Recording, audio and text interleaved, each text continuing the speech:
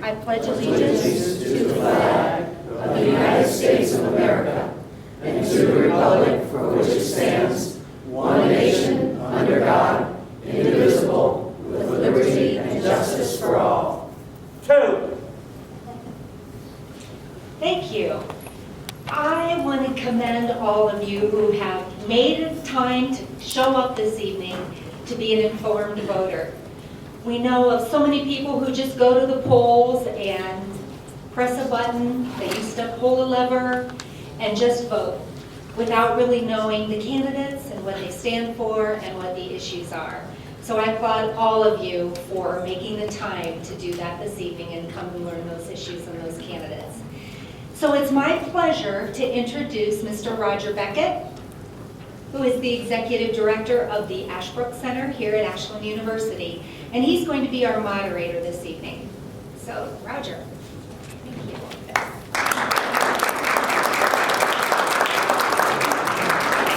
Well, thank you, Barbie, and thanks to the Chamber for creating this opportunity for us to hear from all of the candidates and help us make some good informed decisions in a couple weeks. For this evening's conversation, the Chamber has asked all of the candidates to not treat this as a debate, but to instead treat it as a forum where we can hear positively from all of them about their views for their particular offices. So I would encourage all of the candidates to respect the Chamber's requests in inviting you here tonight, and try to keep the focus on yourselves. We are going to begin with the County Commissioner's race and then move to the State Rep race. We have one of the representatives for the State Central Committee, and we have two candidates for the State Senate office, two of the Republican candidates. We don't have all the candidates here, but all the candidates who are here will certainly have an opportunity to talk. For each of the races, we have given each of the candidates 9 minutes to give us some comments about either the county or the state, depending on the office that they're running for. And then I have a couple questions that have been submitted to the Chamber that I will ask, and then we'll open it up to the audience for questions as well.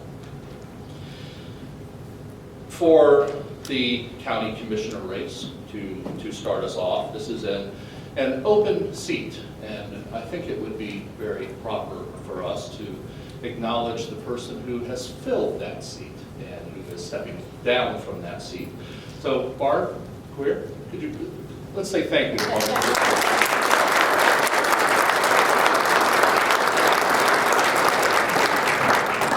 We have 3 of the candidates with us tonight, and for all of the presentations this evening, the Chamber has asked that we do this in alphabetical order. So we are going to begin with John Hadam. John, would you like to come on up, and you have up to 9 minutes if you'd like to take it all, and if not, we'll fill it with Q&A. There you go. Welcome, John. Thank you. Thank you very much for coming. And my name is John Gabriel Hadam, and I'm a conservative Republican. I believe in God, family, the U.S. Constitution, the Second Amendment, and a small and efficient government. I was born in Cleveland, and most of my life I grew up in North Royalton. I worked my way through college. I started going to a community college, Tri-C, up in Cleveland when it used to be Cryle Hospital. I transferred my credits and I graduated from Cleveland State University, and I got a business degree in management. I started my career working for a Caterpillar dealership up in Cleveland. Then we transferred to Broadview Heights. I started out as a mechanic. After a mechanic, a certain period of time in training, I became the training instructor. And what they did, they took me and they sent me all over the country to learn about Caterpillar tractor. I came back and taught the other mechanics. From there, I became a manager in one of the divisions. I went on the road in sales, and at that time, in 1982, I decided to go into business for myself, and I started a company called Granger Tractor and Parts, which is still in business today. I joined the volunteer fire department. I became a firefighter and an EMT. After 2 years on the department, I became chief, and I held that position for 24 years. I have experience in forming budgets in the private sector and in the government sector, as I was on the fire department. During my career, I've been trained in private and government agencies in problem solving and working together to achieve a common goal. In Orange Township, I'm on the board of Gappy Acres. They're 55 and older development there, and I'm on that board, and I'm also on the zoning board in Orange Township. I'll tell you a little bit about my family. My wife, Nancy, and I have been married 40 years. I've got 5 wonderful children. My oldest daughter is a physician in Pennsylvania. My son is a deputy sheriff in Cuyahoga County. My son David moved down to Ashland when our family moved here. He's a veterinarian. He runs Mapleton Veterinary Clinic. My other son Dan runs Granger Tractor. My daughter moved here to Ashland, built a new house. She works at Avita Hospital in Mansfield. And her husband moved up here from Louisiana and works in University Hospital in Ashland. We live on a farm in Orange Township. I raise beef cows, I've got bees, and my wife maintains a greenhouse. As commissioner, my goals would be, a priority of them would be job creation, stability by promoting industry and small business. I'd like to create a safe community from the problems of drugs and child welfare problems that we have in the county. I'd like to preserve the rural atmosphere of Ashland County, because to me, farmers are one of the most important things Ashland has is an economic growth thing. I'd like to determine a long-term plan for the expenses on all our county-owned properties, such as building maintenances, maybe air conditionings, roofs, anything that has to do with the county, so we could progress this out in years instead of coming up to them when the roof is failing and leaking. So we can go to the public and say, hey, this is our 10-year plan, this is what we need. I would like to partnership with the county cities, villages, and townships to work together on issues and solve problems facing all of us.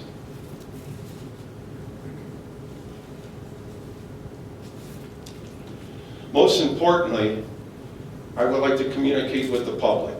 I think the public needs to know what we're doing as commissioners, what we're doing as a county, and why we need what we do need. So I think that is one of the most important things. If I became commissioner, I would communicate with you so that you have an idea of what is going on in our great county. I'm a hardworking, self-motivated, high-energy, common-sense individual. And I would ask for your vote on March 15th. And I guess I'm open for questions. Well, John, why don't we allow the other 2 Okay. candidates Okay, to then we make come back. their introductory comments and then come back to questions. Okay, thank you.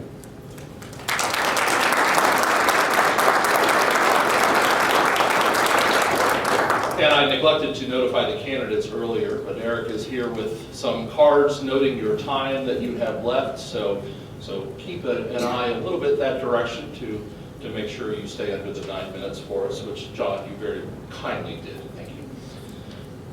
The next candidate I'd like to invite up for the county commissioner race is Emmett Justice. Emmett.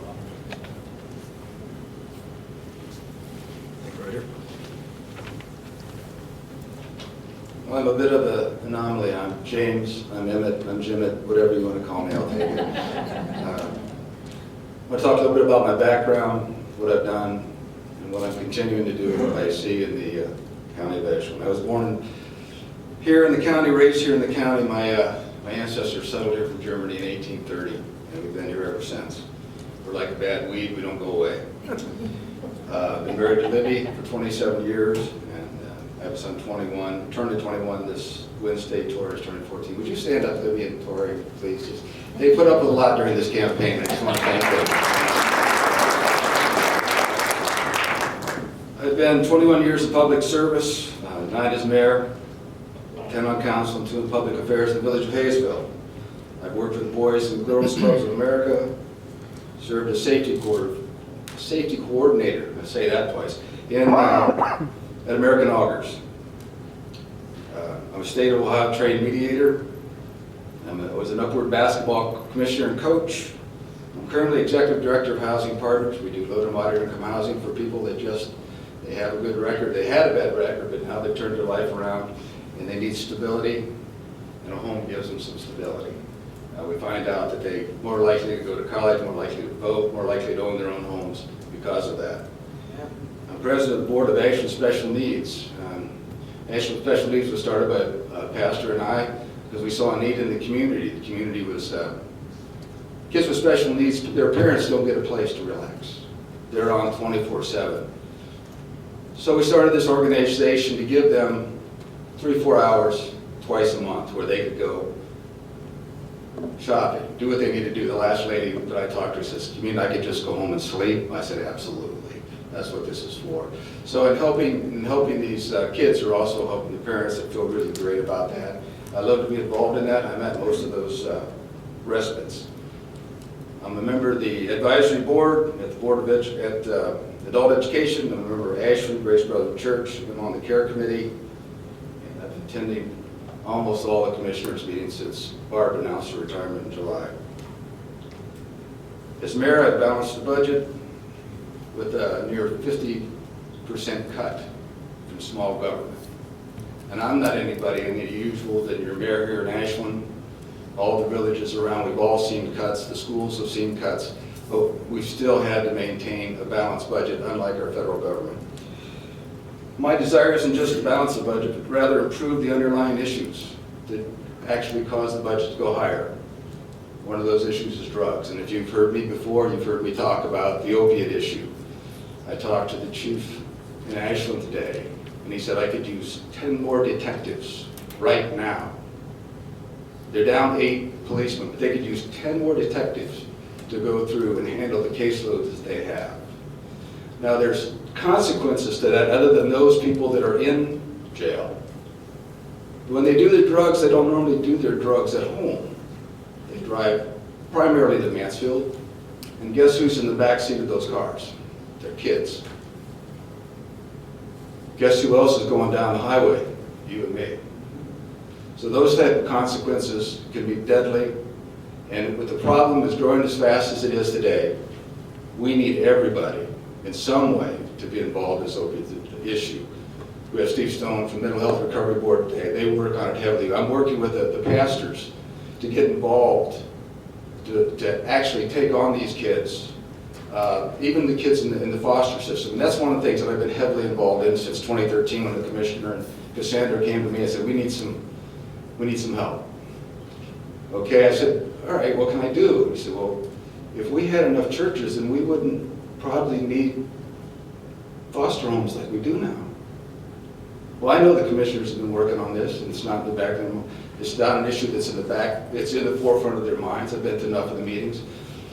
What we're trying to do from a nonprofit standpoint is get the churches to come together, and we are making some progress with that. If 45 churches would just take one family to be a foster family, surround that family, and those foster kids with love, our problems are pretty much solved as far as the basics, and we're having the village network come in, and the churches can go out and try to get families for them too on therapeutic care.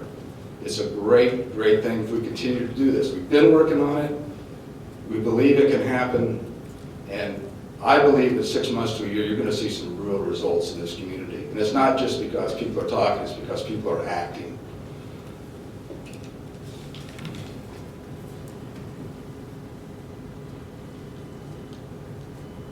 It breaks my heart when I see kids that need help, families that need care. You know, in the foster system, we just don't want to take care of the kids. We want to reparent the parents. If it at all possible, we want to have the foster kids move to a family that will love and care for them, but will also be able to go back and reparent their real parents. These kids all want to go back to their parents. There's none of them that wants to go to anybody else. God forbid that they couldn't if they could be retrained. Some can't, but have we tried it? I don't think we've been able to so far.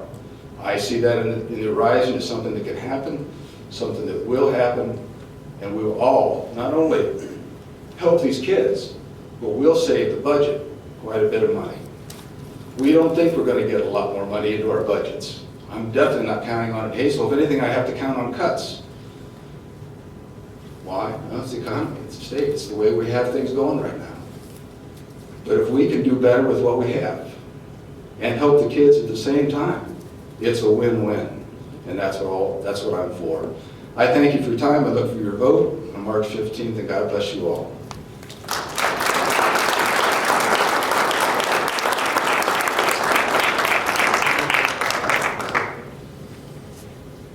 Pam knows she's next. Our final Ashland County Commissioner candidate, Pam Mowry.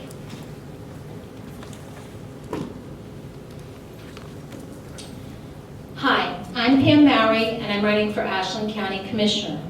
I'd like to thank the Ashland Area Chamber of Commerce for planning this event, and I would like to thank Roger Beckett for moderating. I've lived in Ashland County for more than 30 years. I'm married to Mike Mowry, and together, 37 years this September, I might add, and together we own Mowry Construction and Engineering, a fourth-generation family business. We have raised our 3 sons, Zach, Josh, and Ben, here, and we have lived our American dream here. I'm running for Ashland County Commissioner because I want the American dream to be available to the next generation. What qualifies me to run? I believe that 30 years of raising our family, running our business, and working and volunteering in the community has prepared me for the Ashland County Commissioner's seat. I know Ashland County. My community service bio is available on the back table, and I will just touch upon some highlights. We are 30-year members of Trinity Lutheran Church, and I've been active in many areas of church life, as has Mike. I have worked in the Ashland City Schools as a substitute in the libraries and offices, and as a parent volunteer in many leadership roles for more than 18 years. I have served on the boards of trustees of both United Way of Ashland County and Hospice of North Central Ohio, and I've had an active role in more than 10 United Way campaigns. I graduated from Leadership Ashland in 2002, and I served as the Executive Director from 2005 to 2008, working for the Ashland Area Chamber of Commerce. I worked as the office manager of Ashland Eagle View Apartments, a complex of more than 200 apartments, and I assure you in retirement that will be a novel. Currently, I serve on the Ashland County Mental Health and Recovery Board in my 2nd term, and on the North Central State College Board of Trustees as an appointment of Governor Kasich. I also serve on the board of the Foundation of North Central State College. Community college is at my heart. Lastly, I continue to be involved in several projects that serve our Ashland County veterans. Our 3rd annual Ashland County Veterans Appreciation Day, of which I helped found and which I am co-chairing, will be August 13th at the Ashland County Airport. Mark your calendars. Looking at Ashland County, there are 4 areas of focus for me. The first is public safety and our quality of life. This includes support for all law enforcement and first responders in our county, voluntary and paid, and our justice system. Ashland County is a great place to live and work, and we must keep it that way if we want to continue that trend. Secondly, I will focus on jobs and economic development. I will look for every opportunity to provide support and leadership to sustain our businesses, to recruit new ones, and to support the many community initiatives that are making this a great place to live. I'm very concerned about my 3rd focus area, job and family services and children's services. Emmett talked some about that. In a 2016 county budget of about $12.9 million, the budget for JFS and children's services is about $3.6 million. We can and we must improve efficiencies in this area. We now have a feasibility study to help us get started. We've had a 47% increase in costs from 2009 to 2013.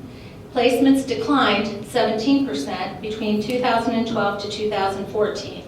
We currently average 92 kids a day in the county's custody. That number is similar to 2012 number.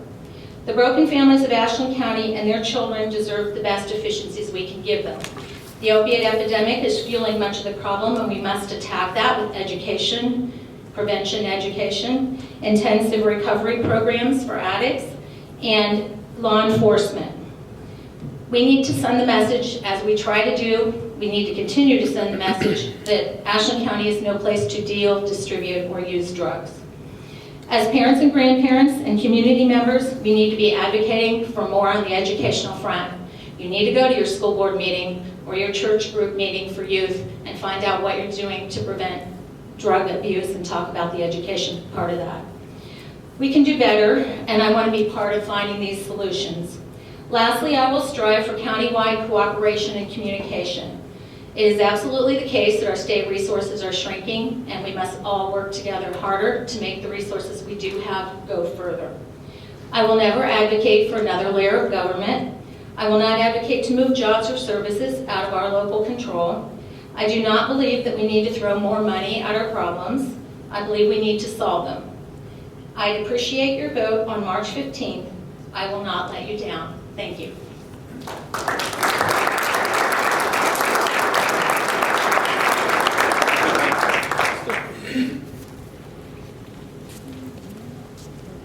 Well, thank you to all three of you. Let me ask John and Jim to come back up, if you would.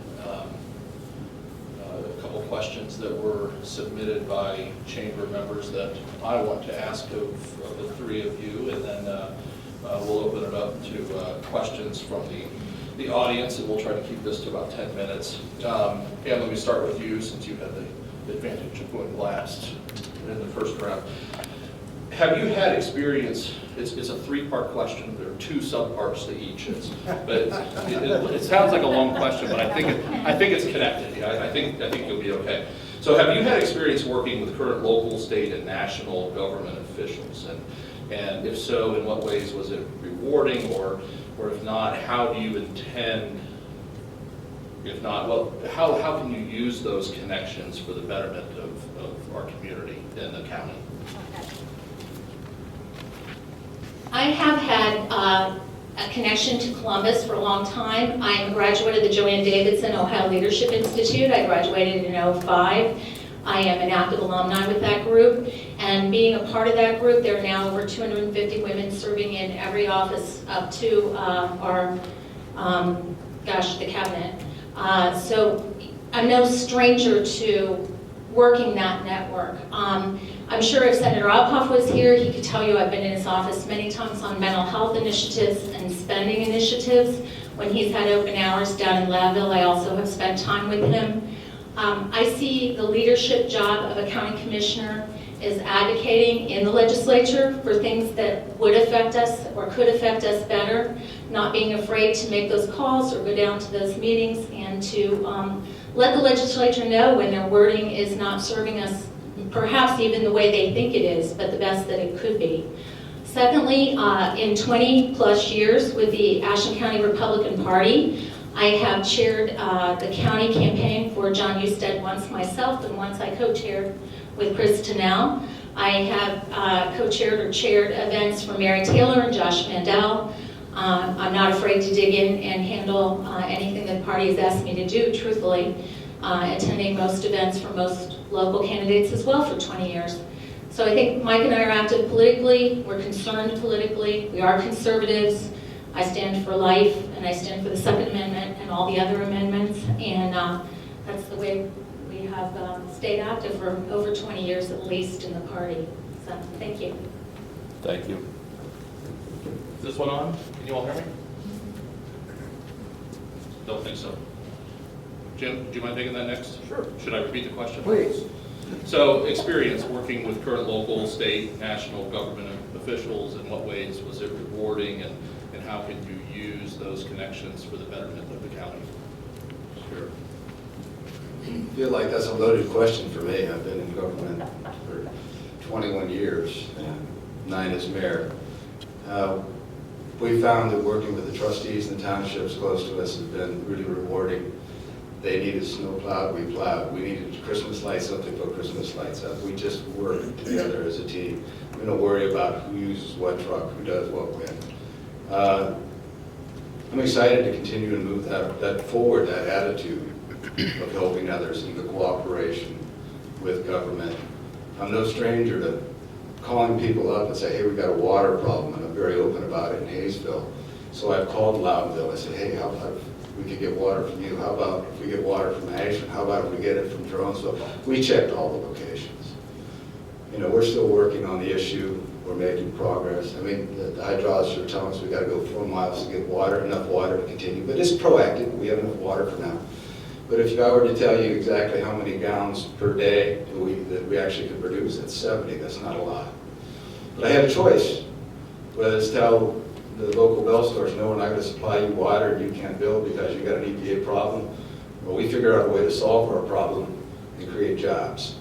As far as governments working together, I have a mediation background. I love working with people. It's what I thrive on. I love seeing I don't mind conflict. Conflict's a good thing.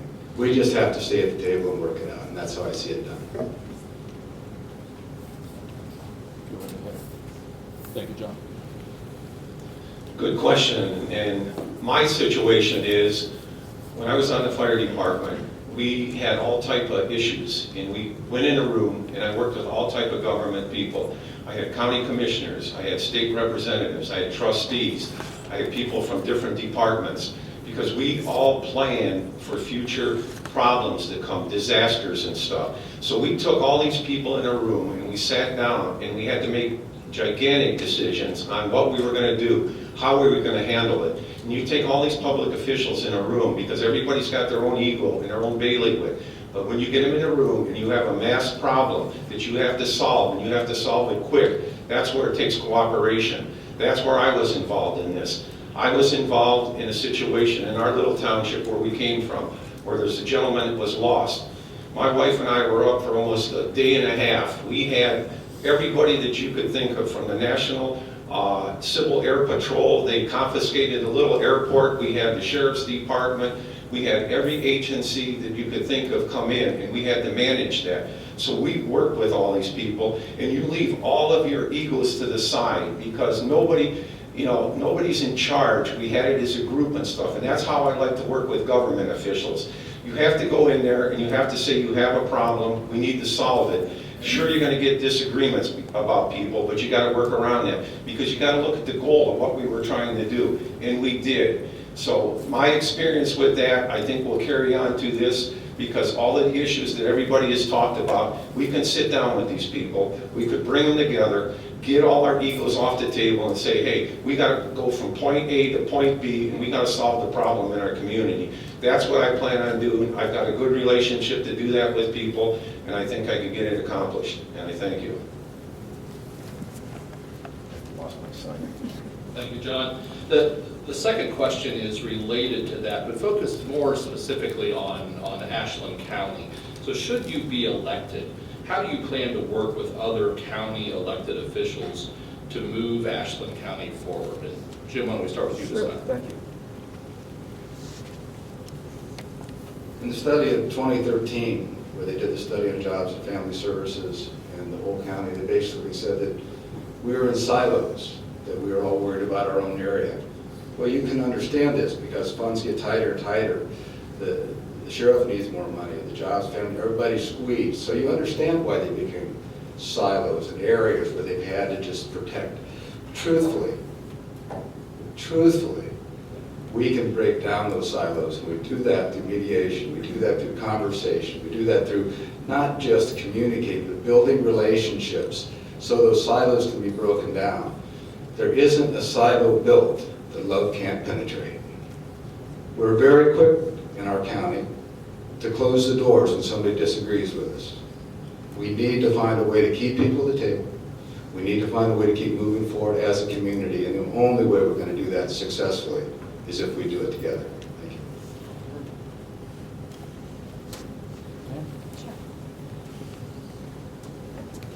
Well, I believe that either you intend to be a public servant or you do not. And my definition of that is respectful working together while maintaining the integrity of what it is that you're advocating or striving for.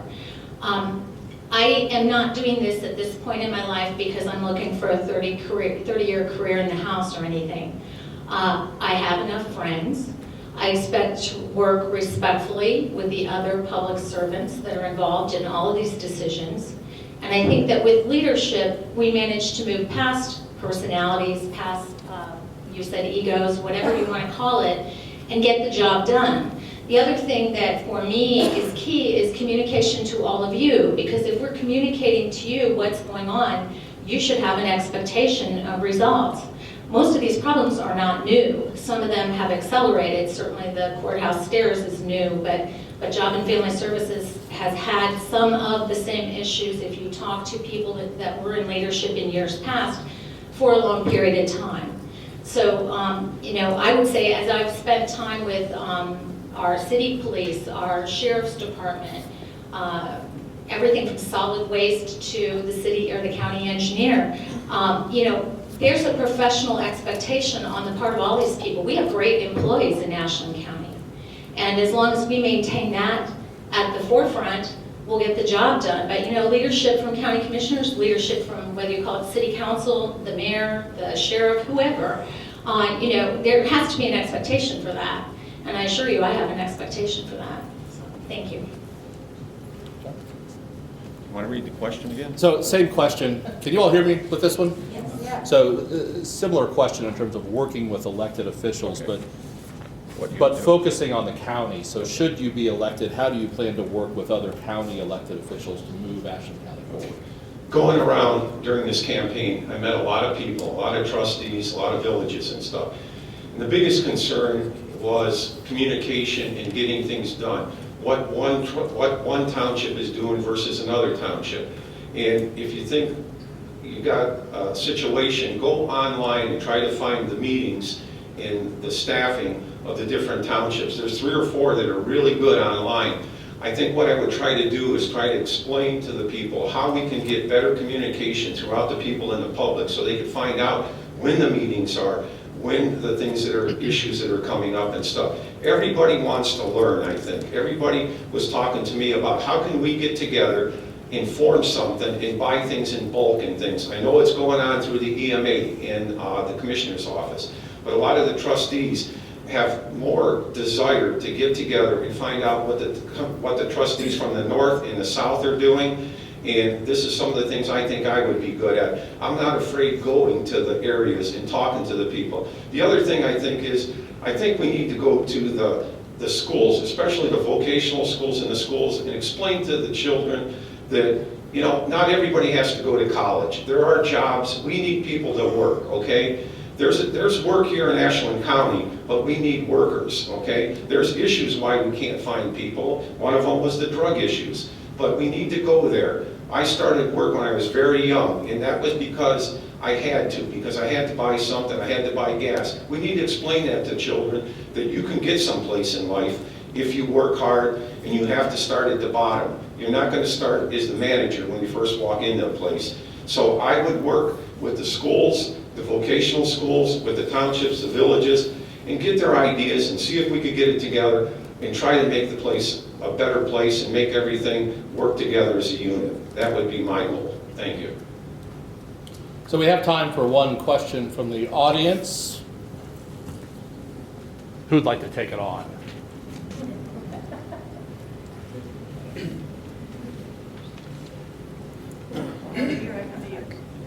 I'm working my way there. We'll meet in the middle. Okay. I'm curious, I know a couple of you mentioned children's services. I'm curious what can be done to prevent wrongful accusations against families who really the children's services puts them through hell, and then they find out that there was never any kind of wrongdoing in the first place. So I wonder, I'm sure that would save a lot of money too. Whatever order you all want. I think that one of the things public should do is, there was a study done in 2015. Go online in the health board and read that study, and you'll find some of the issues with child services and some of the other programs.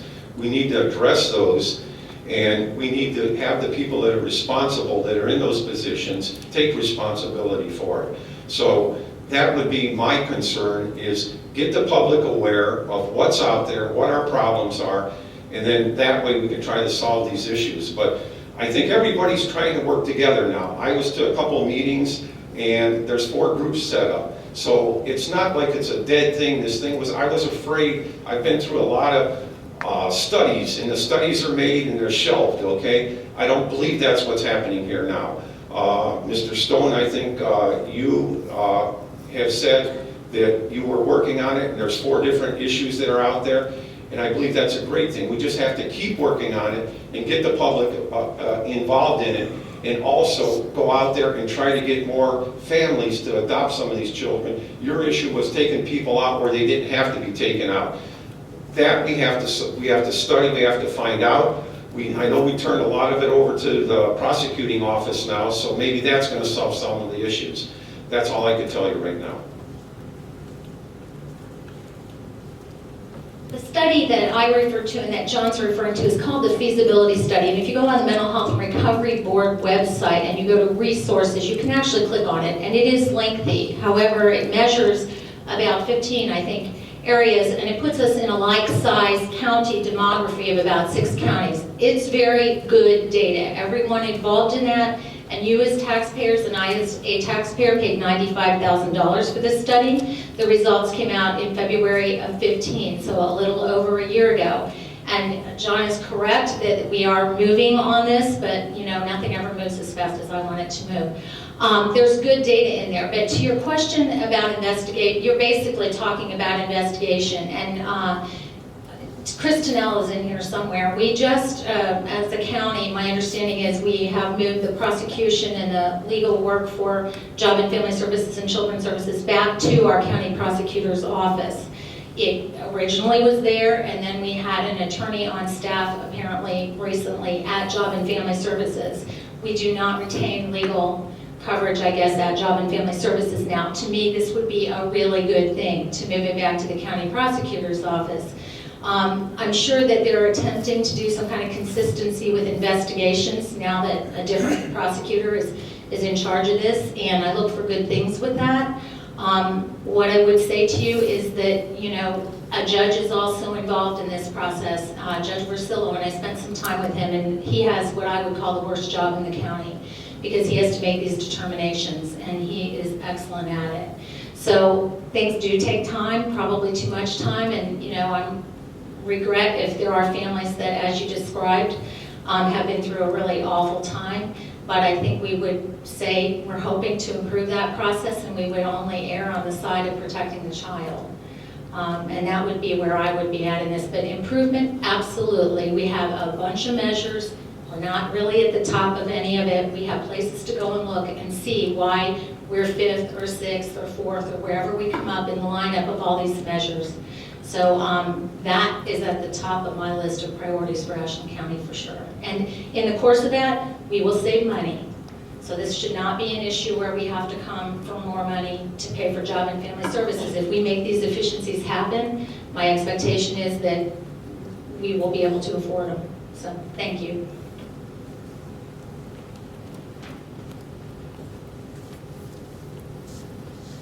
I've been working on just that issue with the commissioners. We have Village Network coming to town where the pastors of the churches are supposed to bring in people that will cause a buffer zone between lawsuits. We can start with mediation, we can start with our pastors coming too, and it doesn't have to go to a legal base every time. We don't have to go out and sue people that want to do good in our community. Of course we want to take care of the children, but a lot of these issues stem from personalities. They stem from issues that if you have a bond with a child as a foster parent, you'd think they would give you enough notice, a day or something, to work out these issues. They've come and they've just said, we have the right, we're taking them now. That's not how you deal with people that are giving up their time. They're not making a lot of money being foster parents.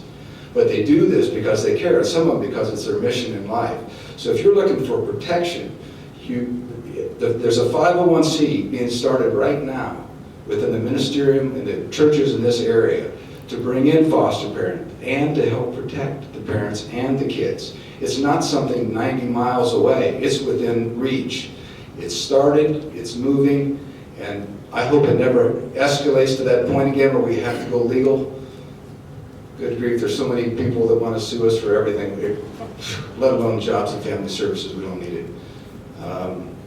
We recruit the right people, we vet them correctly, and when we have issues with them, we go to them. We don't drag them through the courts.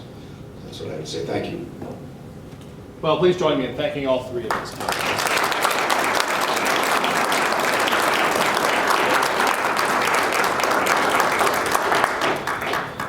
Thanks to all of you.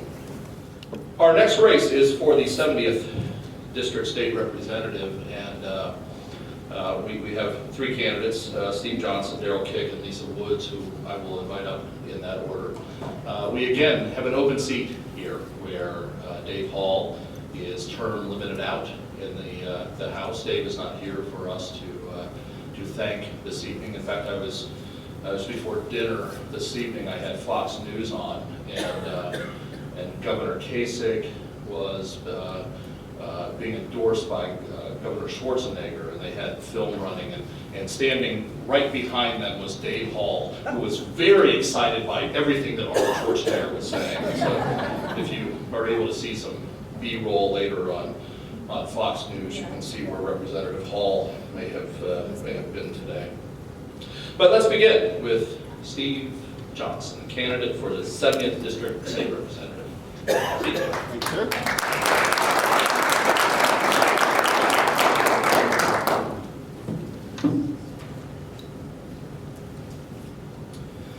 Hello, my name is Steve Johnson, and I'm a candidate for District 70, State Representative.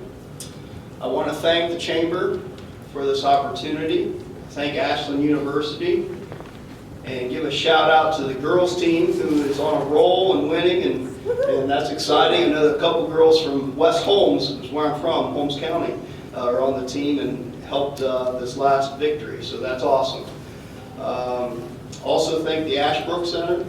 I'm very delighted to be here to speak. So I'm going to share a couple things. Two things, my background and issues. All of us have issues, and there are issues in this race, and there's a variety of them. I want to start off with telling you about myself. And one thing about this race, there's no Democrat in my race. There's three Republicans, all three of us, and none of us are from Ashland County. So it's kind of interesting. Two of us live in Holmes County, the other one lives in Medina County. I'm like, what's up with Ashland? Come on, Ashland. So it's just interesting how this is working out. But just so you know, the district, it goes from, it's three counties. It's part of Holmes County, from Millersburg to Loudonville, then all of Ashland County going north, and then you have a swath of Medina County that goes all the way up to Cuyahoga County to Brunswick. It doesn't have the city or the town of Medina, but it goes around the northwest side of it all the way up to Brunswick. So just to give you an idea geographically of this district. Agriculture is a big part of this district, of Holmes County and Ashland County, so that's an issue. In fact, 1 out of 7 people who work in Ohio are in the agricultural industry, whether it be farming or those industries related. I think in this district specifically, it might be more than 1 in 7 because it's a big farming community, and so maybe I can touch on that a little bit more. But I want to tell you about myself, since I'm from Holmes County, and tell you my connection with Ashland. Born and raised in Holmes County, graduated from West Holmes High School in 1989. I went straight into the Air Force. I enlisted in a 4-year enlistment in the Air Force, and I served overseas all 4 years. I went direct duty to Keflavik, Iceland, a 12-month tour in Iceland. And from there, I went straight to England, and I served 3 years in England. And that was during the first Gulf War.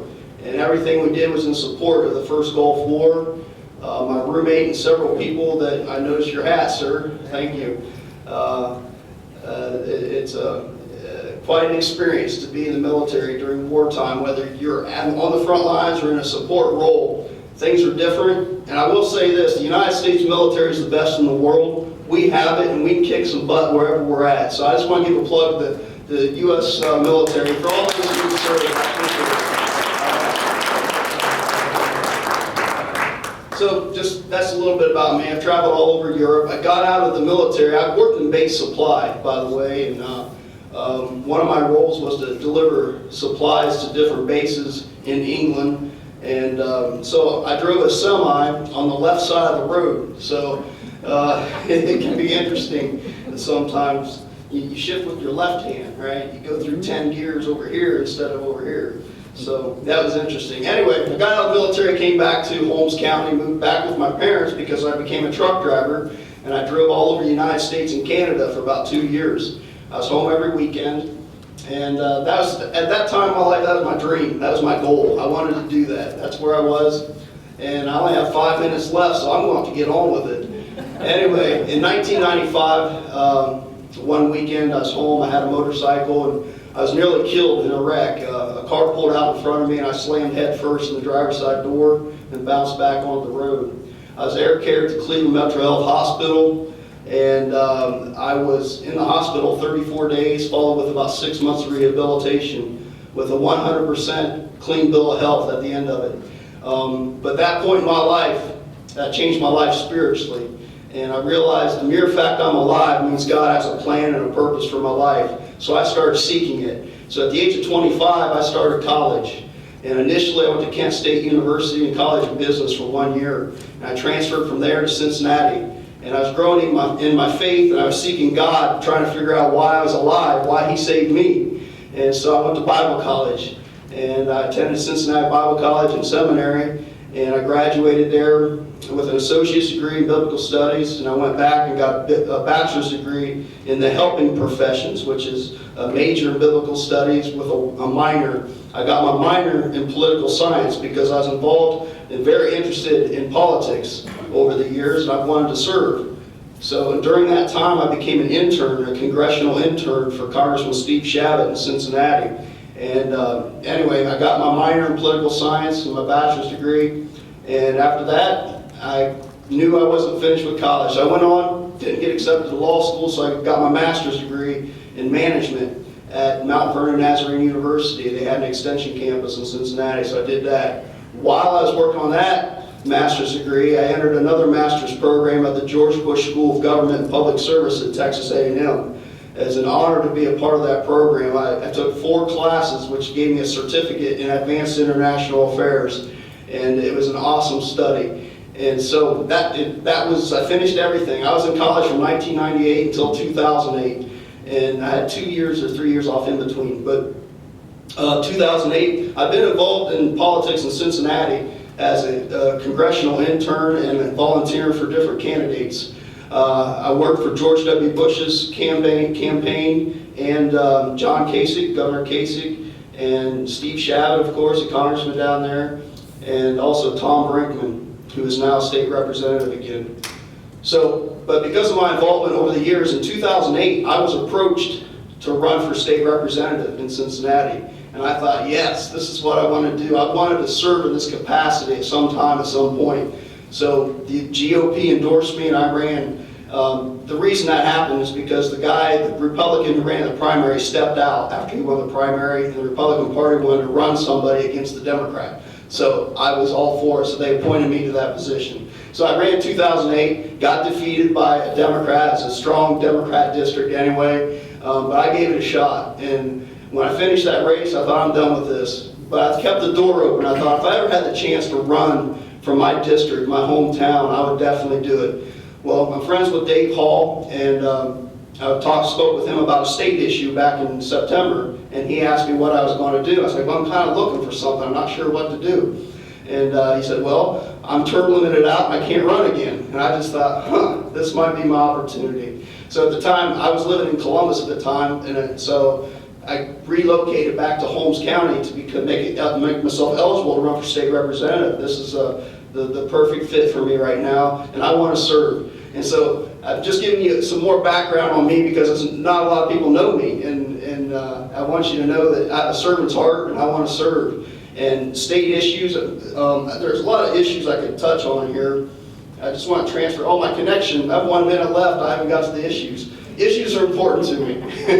I want to put my connection with Ashland though, because Ashland's important to me, and I have relatives here. Rick and Betsy Johnson. I got to mention Betsy Johnson. Many people know her. She was a teacher, and then she worked at the university, and then she retired from the university. And she's in getting care at the home at Good Shepherd. She has Alzheimer's, and so anyone who's ever dealt with Alzheimer's, you know it's a horrible disease. Horrible. And if you know Betsy, I just got to drop her name and give a plug for her. But my connection is, that's my family. My family's here. I have a vested interest in Ashland, Ashland County, the community, and whatever issue it is, I want whatever's good for Ashland. My approach is, how can I help this district? Okay, the district first, then Ohio next. I just got the stop sign and I haven't got to the issues. I have 4 pages of notes here, but I got to stop. Thank you.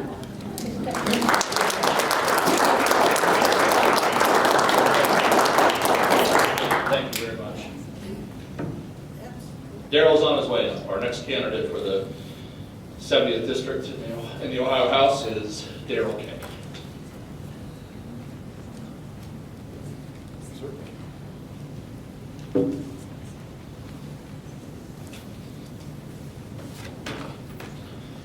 Well, I too appreciate the time to be here again tonight and hear from so many great candidates throughout so many different offices that are being seated. I will say I want to thank him for his service to our country, Mr. Johnson, and you're going to be hearing from my opponent, Ms. Woods, of her husband's service too, and anybody else in the crowd. I'm a farm boy that didn't have to serve, but I sure appreciate those who did. So I just want to thank them for that. I'm from the Loudonville area. As Steve mentioned, I'm just outside of the city limits in Holmes County. Boys never really went to Millersburg a whole lot growing up. We went to Ashland and Worcester and Mansfield. So been through this area my entire life. Graduated from Loudonville High School back in '87. So yeah, I'm older than him. I'm married to Erin Kick. She originally Erin Wood. She also from Loudonville. She is an attorney here in town with Kick and Gilman law offices. She has an office in Loudonville as well. We have 5 splendid children, one of which is she's 20 years old. I can't believe I have a 20-year-old at MVNU studying graphic design and playing volleyball. And then I have a son that is at Cedarville studying engineering. And our younger 3 are sophomore, freshman, and a 6th grader over at Kingsway Christian. It's over near Oroville.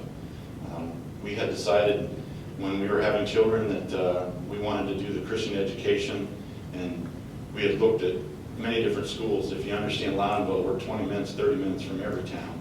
So we had a lot of choices to choose from, and really liked Ashland, really liked Worcester. We spent most of our time in Worcester at that time, and now it's kind of funny that my wife and I both work in Ashland. But it's been an interesting journey with having the 5 children and running as far as doing so many different activities, as anybody with children knows. I've coached in the Loudonville area with both softball and basketball over the years. I'm currently coaching at Kingsway as the girls basketball coach, help with the boys. Just love that aspect of teaching and being around children.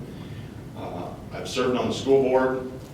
I'm now the co-chair at our school, which is it's interesting, but it's not the same type of situations you have at a public school. I'll give you that. It's a much smaller plate to work on, but it's been an enjoyment, and I've really enjoyed it. Actually, never thought of myself as a school board member, but I've enjoyed that thoroughly as well. I've served in many different aspects. I was secretary for 8 years for the Loudonville Farmers Equity Board, served 9 years total. I was very active in Farm Bureau over the years in the 2000s, working at the county level in Holmes County, both as just a regular board member and as the county president. So I spent some time in Columbus and DC with that, and really enjoyed the code and policy side of working in Farm Bureau. I was president for 4 years. Really enjoyed that as well.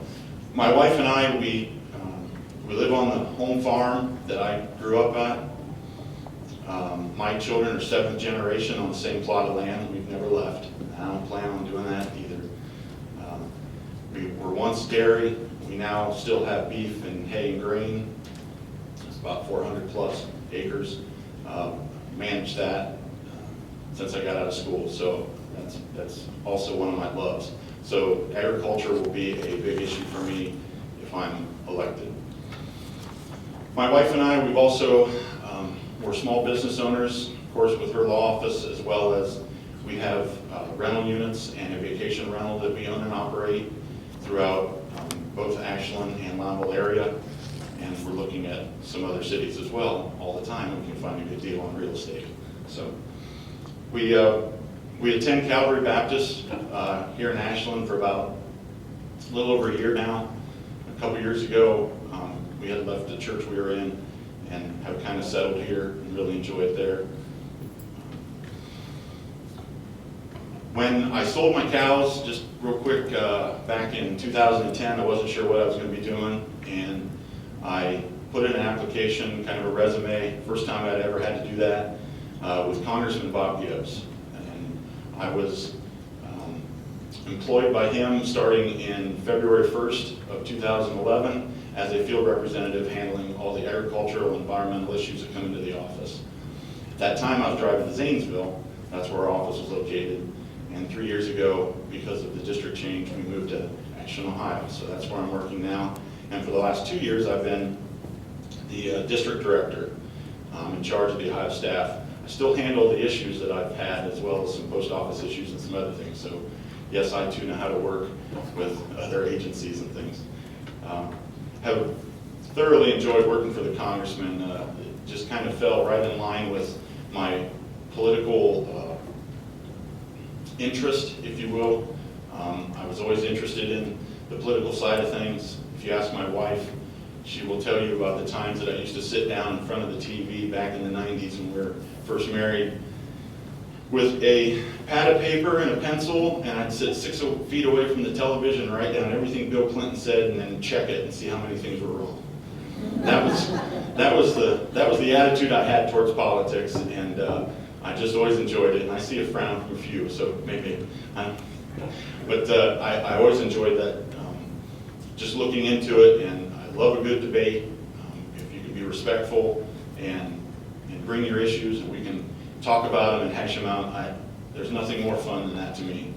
Maybe coaching basketball, but other than that, real quick, some of the issues, like I said, I'll be interested in the ag issues, of course, and I hope if elected, I'll be able to be on some of those committees. Some of the things that have come down from the state is animal care issues, water issues, landowner issues, property rights. All those things interest me as a landowner, and so many of those things have targeted the farmers, which are near and dear to my heart.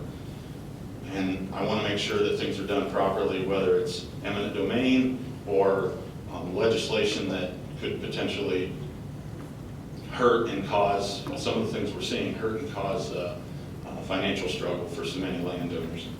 Social issues as well. It's a funny thing in politics. Everybody likes to talk about the children and how we can help the children, but it's true is when we have so many that are suffering. My wife and I have been licensed foster parents over the years, and I've seen those struggles, watched my wife work at a children's home a couple different summers when she was in college, and I was there with her many times at that, and I see the struggles that these kids have.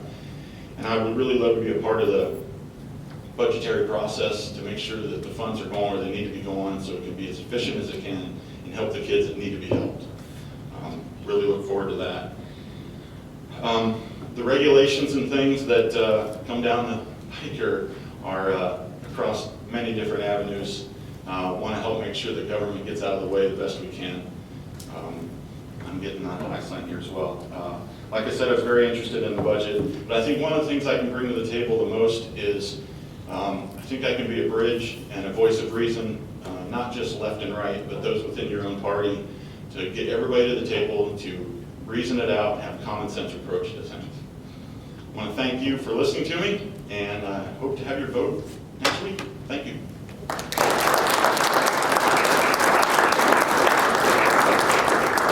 Thank you, Darrell, very much. And next, I'd like to invite up Lisa Woods. Lisa.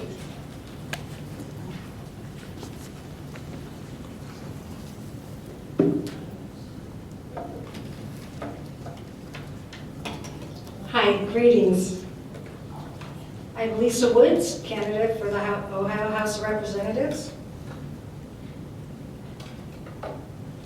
Last week I found out I had glossophobia. Do you know what that is? 3 out of 4 people have it. It's the fear of public speaking. Yeah, I'm uncomfortable standing up here and talking to you all. I'm really scared. I'm outside my comfort zone. But you know what really scares me most?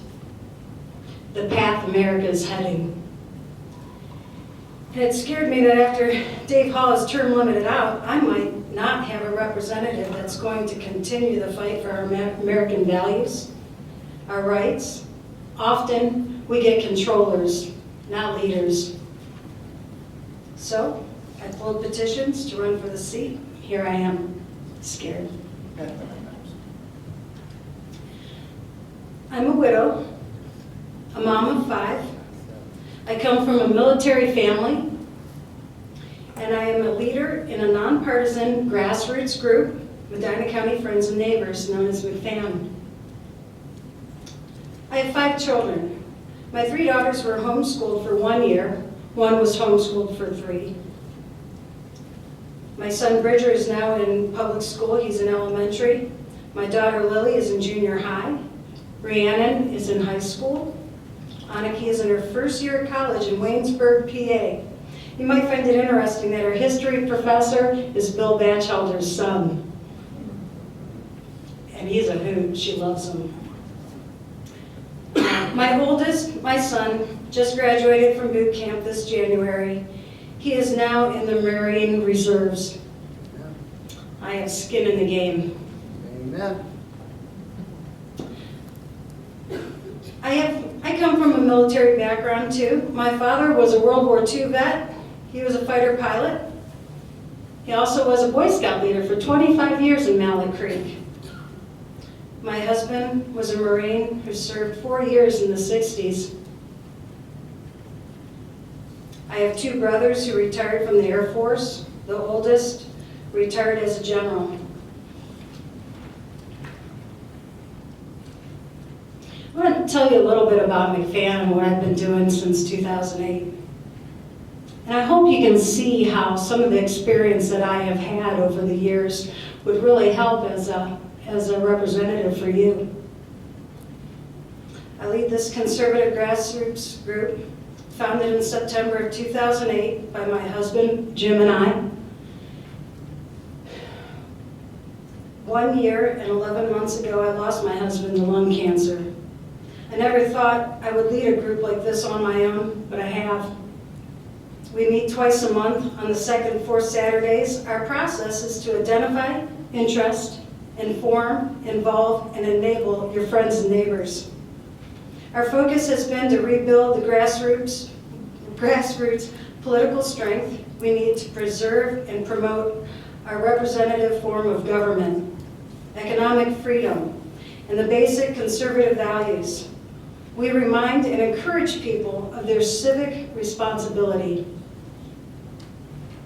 It was Thomas Jefferson that said, "We in America do not have a government by the majority. We have a government by the majority who participate." Our last meeting in February, we had Claire Lopez from the Center for Security Policy. She's very impressive, a former CIA agent of 20 years. She also graduated from the Marine Academy. She packed the house. She told us firsthand how radical Muslims, ISIS, has infiltrated our government, our schools, and churches. And this information is not the kind of information you can get on the news. Just came straight from the horse's mouth. Other speakers we have had at McFan include experts on the oil and gas industry.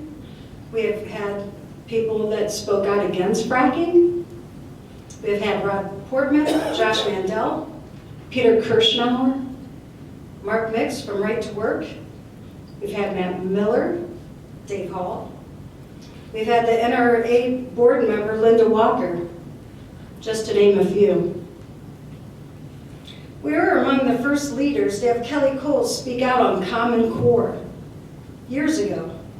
I participated in a meeting where a new representative was hearing about Common Core for the first time, and now that representative is an advocate against Common Core.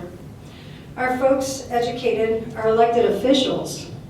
When some of our people would come to McFan, some of the people would ask them questions about Common Core. A lot of them didn't even know what that was. So we have provided this public forum as volunteers for the cause. Now that I've poured my heart and soul into working on the outside to champion conservative causes, I want to do it from the inside. I have a solid, proven record how I can lead in Medina and Northeast Ohio. I do not like to toot my own horn. It's not who I am. I have dozens of folks who would be happy to provide you with a personal reference on my behalf if you meet someone who's attended our meetings, at least a half dozen or so. If you get a chance to talk to them, maybe you could have a good conversation about that. On the Second Amendment, I've been endorsed by Buckeye Firearms. My husband was an NRA instructor in Georgia.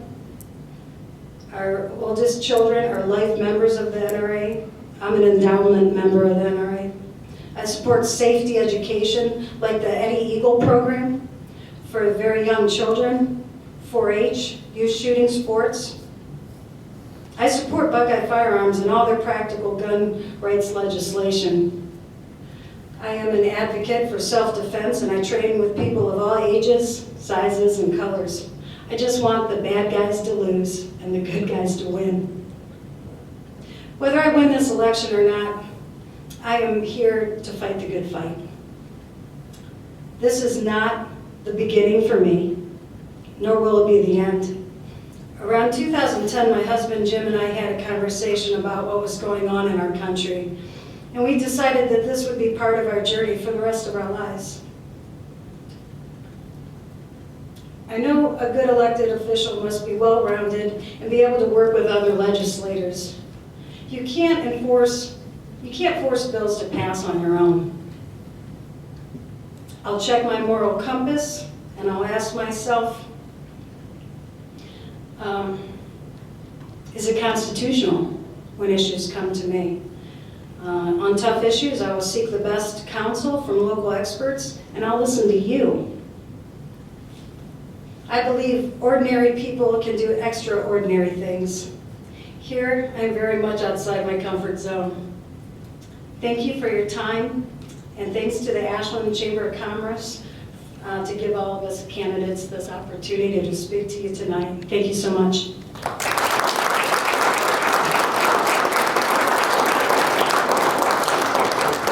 Would you mind staying up here? Lisa, Steve, and Darrell, why don't you gents come back up as well? Again, same question that was asked of the county commissioner candidates. Your experience working with current local, state, and federal government officials, in what way was that rewarding? And how do you intend to make those connections, use those connections for the betterment of Ashland County? Who's first? Do it. Lisa, you go first this time. You almost have to read it again. So connections with our local, state, national officials, in what ways has that been rewarding, and how can you use those relationships to for the betterment of Ashland County? We've been in touch with our elected officials here in this district and beyond. We kind of know who's who, where they stand, and those that start kind of changing on us. Well, we're there to help them remember who they're representing. And I think the different elected officials, the ones that are coming and going, are still around, and they're there for good advice and counsel. And I think they'll be there for us. The question about how am I going to work with local, state, and federal officials, and my experience doing that. Locally, I know from Holmes County, I know a lot of different people on different levels of the county and township. On the state level, I know several state representatives, starting with Dave Hall, the current representative, Ron Magg from Warren County, he's term limited out as well, and then Tom Brinkman that I spoke about earlier. I have access, and I can connect with people and talk to people on the state level. The federal officials, Congressman Steve Shaba, he's still in, he's in Cincinnati, but if I needed to, I could pick up the phone and call and ask, and get some information to him or ask a question. So, in general, though, just generally speaking, I can work with anyone. I just think, as the commissioner spoke previously about the communication, needing better communication all the way around. Just communicating open doors. I had something else I wanted to say. By the way, I'm endorsed by Citizens for Community Values that believes in family, faith, and freedom. And I have a grade A, an A grade from the NRA. And I'm a concealed carry permit holder as well. So anyway, federal, state, local, that was sort of your question. And it's rewarding. I like getting things done. I'm object-driven, I guess, task-driven. I compartmentalize, focus on something. What does it take to get, what's the objective? Let's work around to get it. And whoever I need to work with to get the objective done, that's what I'm going to do. Thank you.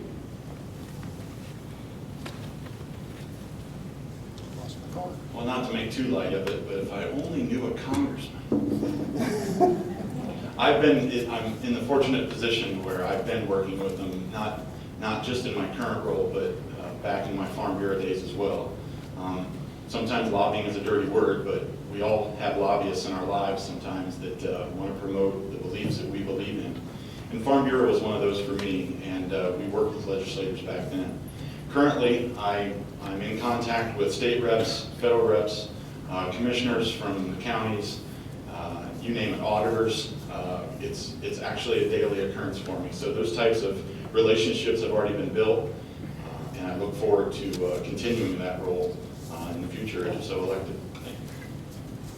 How about questions from the audience? Darrell, why don't you stay up there? You can take the first shot at the question.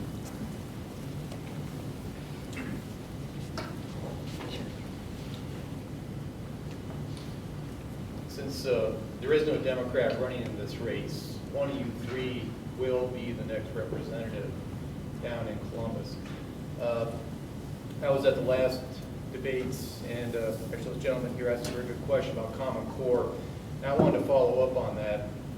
And right now there is legislation in Columbus about Common Core. To the best of my knowledge, it's pretty much ground to a halt.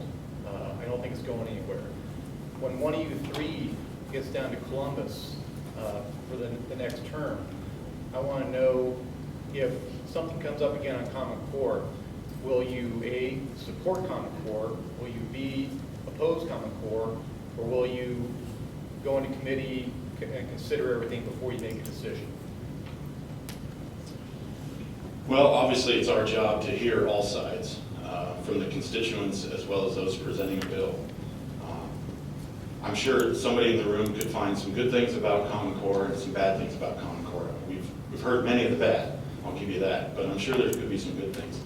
I'm not a fan of Common Core. I will be opposed to it, but it's currently there now, and we'll be looking to see what can be done. I come from, like I said, a unique perspective because we have individualized learning at our small Christian school, and I'm a firm believer in that. And I'm also a firm believer in school choice if schools are failing. I'm not looking to start moving kids around for no need. But if there are some failing schools in the area, I want school choice to help families make better decisions as far as their own child's well-being. But again, from what I've read about and what I've known about with Common Core, I'm not a fan and would be open to repealing it, but I would want to hear all testimonies. Lisa?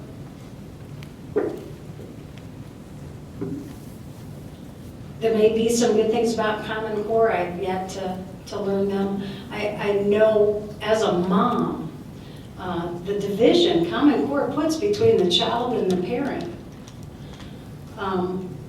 One time, I remember my daughter coming home. She was in elementary school, and she was doing math, and she asked for some help. And she started going, it was multiple numbers, addition, and they were stacked. And she was going from the left to the right. And I said, no, no, no, it's never done like that. And she argued with me and said that, you know, this is how they're doing it. And I actually got mad at her, really did, and said, there's no way you go from left to right. You start at the right and go to the left. The next day I found out that she was not lying to me. I felt so bad that I was angry at my child for telling me that. And that's just one quick example of what's going on with Common Core. There's some issues with the federal oversight on our public schools. I believe it should be at the state controlled. And I even understand the Common Core seeping into our homeschooling. And I would definitely listen to everything that's on the table. I would listen to all the experts I could find. And I think education is by far has been one of the top 3 things in the people that have been coming to our meetings.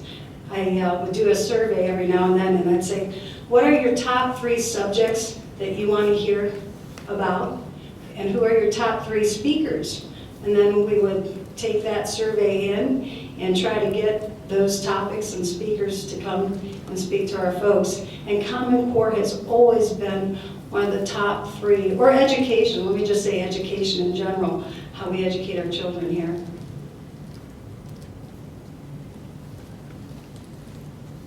I'm all for education. I'm not for Common Core, period. I've been a teacher for 3 years. I've experienced it, and it's a pain normally just being a teacher. But when you're being, let me say this, I'm a fan of limited government. I don't like large government, big government. Government's important for different things. In a civil society, we need it, but we don't need an overreaching government. So the less the government's involved in educating our kids, the better. I think moms and dads and local people can take care of it. Let me say, in addition, earlier about faith-based initiatives. I'm all for faith-based initiatives, the government working with, and faith-based initiatives to help children and others as well. And just let me touch on something. Coming up in this year's General Assembly, there are like 5 major issues they're going to talk about. One of them is marijuana, another is the right to work, and abortion. Those are issues that the House is going to deal with this year. It would be next year that I would be in there, or one of us would be in there, but let me just say, no to drugs. Drugs is tearing apart the culture of America. If medical marijuana works, go through the FDA. I don't think voters need to figure it out. I think the FDA, medical doctors know what's best for their patient, and they can do that. So I just wanted to get that out there and add to that. But no to Common Core. Thank you. Well, let's say thank you to all 3 of these candidates.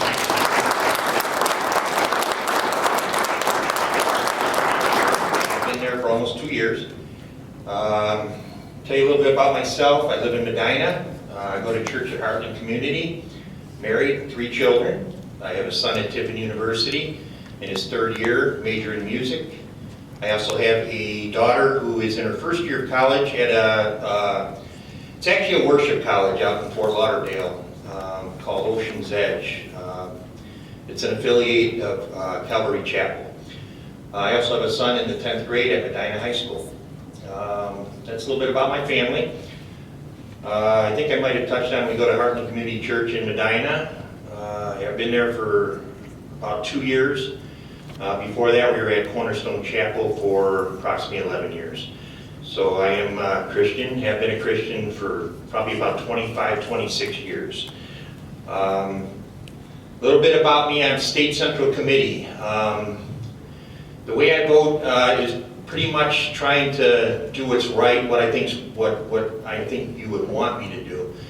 Just to give you a couple past votes that we've had. One was where we voted to endorse ourselves, the Central Committee endorsing themselves as candidates. I was one of 9 who said no. I didn't feel like it was right to endorse myself as a candidate. I am the only candidate who had them take my name off of that list when it failed, because they did endorse themselves. And again, I don't feel like I should endorse myself, okay? Reason why I'm even here tonight, and thank you for inviting me, was because many times I've gone to some meetings and I even had a person ask me if I knew who Dan Drockton was, and I'm like, yeah, that's me. Because I guess people, I just want to put a face with a name, because a lot of people out there don't even know who I am, what I'm about. That was one of the votes. Another vote was, I don't believe in endorsing a candidate for a primary, and they came up to endorse John Kasich for the primary, and I said no. I know there's going to be people out here not happy with that, but I don't think we should be endorsing for primary election. I just don't feel like it's right, because all the money is then going to that candidate and only that candidate. It doesn't give anybody else an equal and fair opportunity. One other thing that we did was change the rules in Ohio to make it a winner-take-all state, and I was totally against that. Again, it gives an unfair advantage to the home guy, which is John Kasich. And I'm not anti-John Kasich. I'm just not. I just think it needs to be an even playing field for all candidates.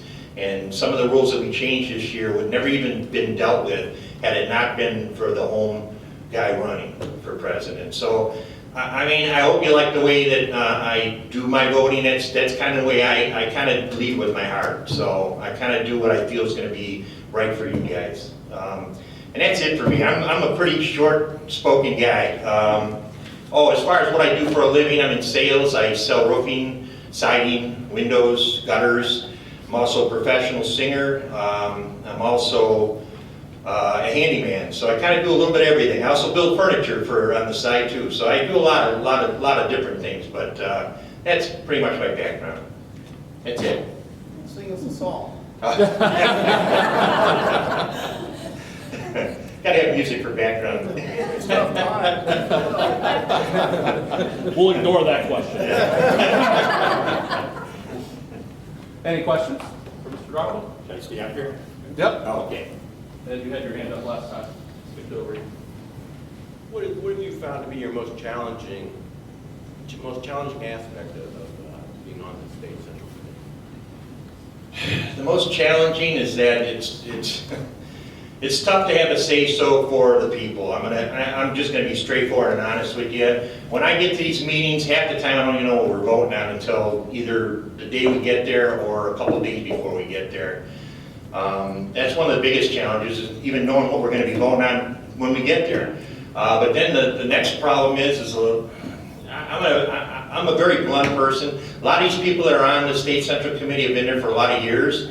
Some of them have appointments from the governor. Some of them are paid positions with the state. So, I mean, it's kind of hard to get them to vote for you when they're working for the government.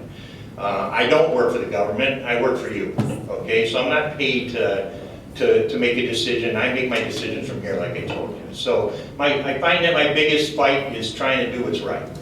Even though I do, I just find it hard to get other people to do the same thing. There's about 9 like-minded individuals on the State Central Committee. Any other questions? How long have you been on state central? Almost 2 years.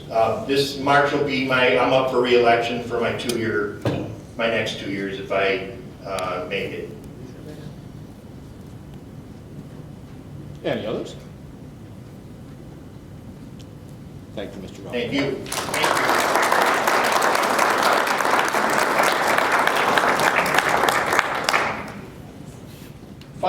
candidates, we have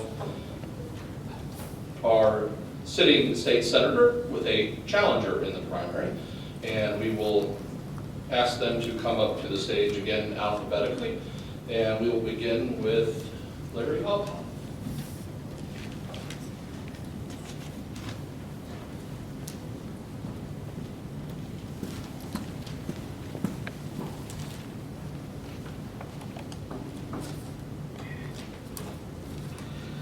Hi, I'm Larry Obhof. I am the current state senator for the 22nd District, and I am the president pro tempore of the Ohio Senate.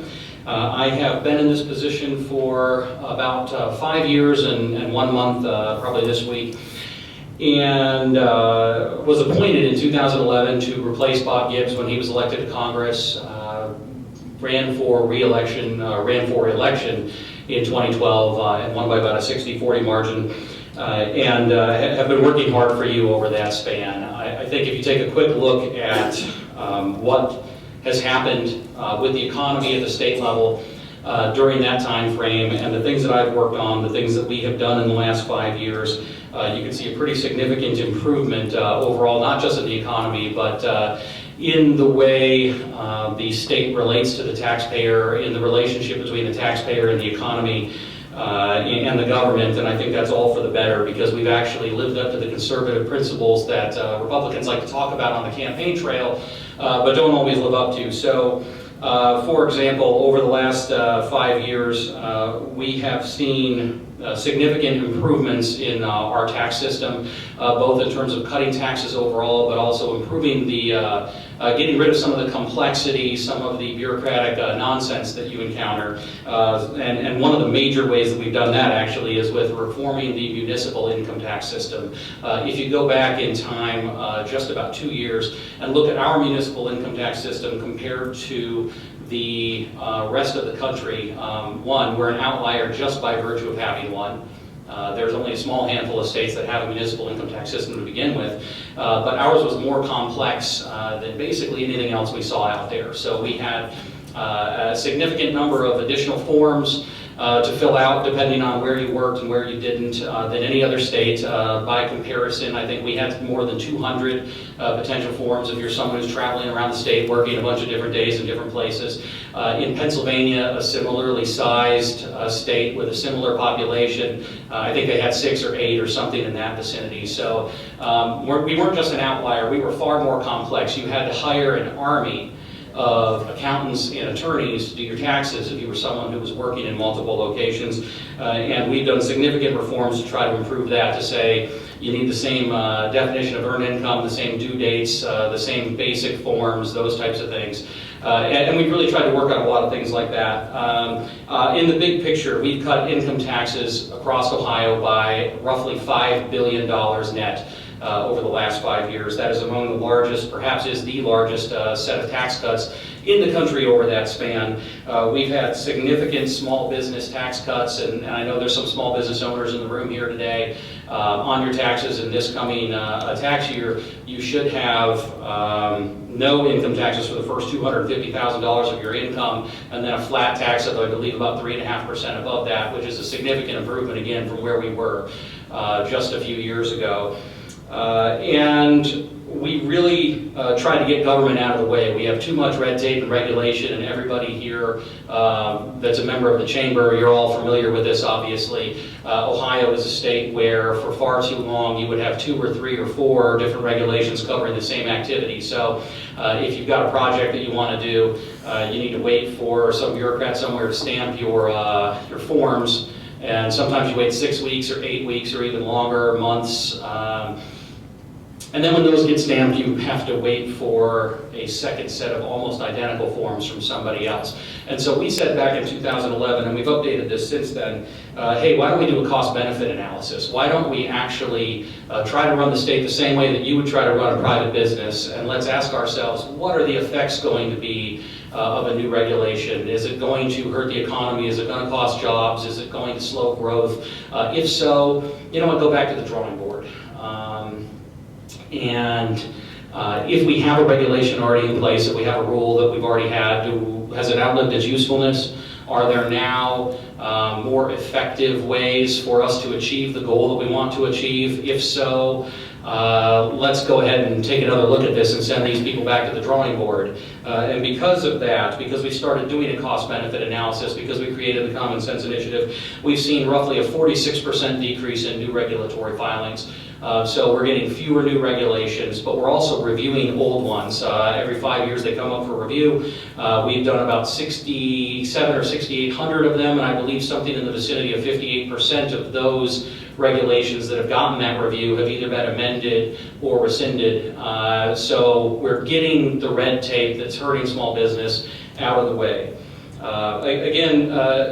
You can talk about the tax reforms. I just want to hit the big key points on that front. In 2011, we got rid of the death tax. Ohio was already an outlier just by virtue of having a death tax. I think there were 17 states at the time that had one. But Ohio's threshold for where it kicked in was the lowest threshold in the country. And I think it was the lowest by a factor of almost 2 to 1 from the second lowest. So not only were we an outlier, we were actually the worst in the country, and we were the worst by a wide margin. That was hurting small businesses. It was hurting family farms. We actually had a township trustee from Medina County come to Columbus and testify in favor of repealing the death tax, even though it would hurt the county's the township's bottom line, because she said, you know what? I know people who've been affected by this. I know families that have had to sell off their farms. I know people who've decided to move to Florida so that they didn't have to break up their business or pay some incredible taxes if they passed away and wanted to pass their legacy on to their children. In 2013, we cut income taxes by 10% across the board for all Ohio taxpayers. In 2015, in the most recent budget cycle, we cut income taxes again by 6.5% across the board for all Ohio taxpayers. And we did the small business tax cuts that I mentioned earlier for a net tax cut in that budget of about $1.6 or $1.8 billion. So again, the overall net cuts that we're talking about are $5 billion over that span. We took Jobs Ohio. I helped write some of the language to create that. And we said, you know what, we're sick and tired of politicians and bureaucrats being in charge of economic development. Let's put people who actually understand how the free market works, who are real job creators, who have actually done these things in the private sector, who know that you need to be responsive. Let's put them in charge instead. So we spun off a lot of the different functions of the Department of Development and put that in the hands of real job creators. And what we've gotten as a result is a nonprofit entity that is far more responsive, that works with businesses, that when we call them and say, hey, there's a business in my district that's thinking about moving, they call back within an hour. Or when you call them and say, hey, there's somebody who contacted me who said they might want to expand their business, they call back within an hour, and they set up meetings, and they, you know, sometimes they can help, sometimes they can't, but they do their best, and they do a far better job than the Department of Development did under Governor Strickland. And there have been a lot of little things that fly under the radar, and one of those in the last year that Mark Romanchuk from over in Richland County and I worked on was House Bill 3 and Senate Bill 26. We cut the filing fees for starting a new business in Ohio by 21%. In terms of real dollars, probably not a significant amount, but when you are marketing the state, when Secretary John Husted is traveling the country saying, hey, Ohio's a place where you want to do business, Ohio's a place where you want to incorporate, here are the 5 or 6 reasons why you want to do it, these things really start piling up. So you say, okay, we've cut taxes by more than any other state in the country, we've changed the way we do regulations and cut new regulatory filings by 46%. By the way, did you know that it is now the least expensive state in the Midwest to start and maintain a new business? And things like that start to pile up. And because of some of these changes, last year, Ohio had the largest number of new business filings it has ever had in the history of the state. I think that that's a huge step in the right direction. We're up 400,000, I think 417,000 net new jobs over the last 5 years. Unemployment has gone from over 9% in 2011 to significantly less than 5% today. We had an 89-cent rainy day fund, so less than $1 in the state savings account. We have a very, very large surplus today. And Ohio's credit rating actually went up at the same time that the national credit rating went down for the first time in U.S. history. We were headed in the opposite direction. While the country was hurting, Ohio was getting better. And I think that people have recognized that. So in this race, I'm endorsed by the Ohio Chamber. I have a 100% lifetime pro-business voting record. I'm endorsed by the National Federation of Independent Business. I have a 100% lifetime voting record, and I was actually their Legislator of the Year, the Guardian of Small Business in 2013. Last year, I was given Legislator of the Year by the Ohio Society of CPAs, again, for my efforts, my personal efforts, to cut taxes, cut new filing fees for new businesses. And one of the things I'm very proud of, I was Legislator of the Year in 2014 for the Public Children's Services Association of Ohio, because Cassandra Holtzman, right here in Ashland County, nominated me because of my efforts to protect children who were at risk. I've received the Freedom Award from the Ohio Christian Alliance in 2012, and actually just this week, the Christian Coalition of America named me their friend of the family. So I appreciate your support on March 15th. Thank you.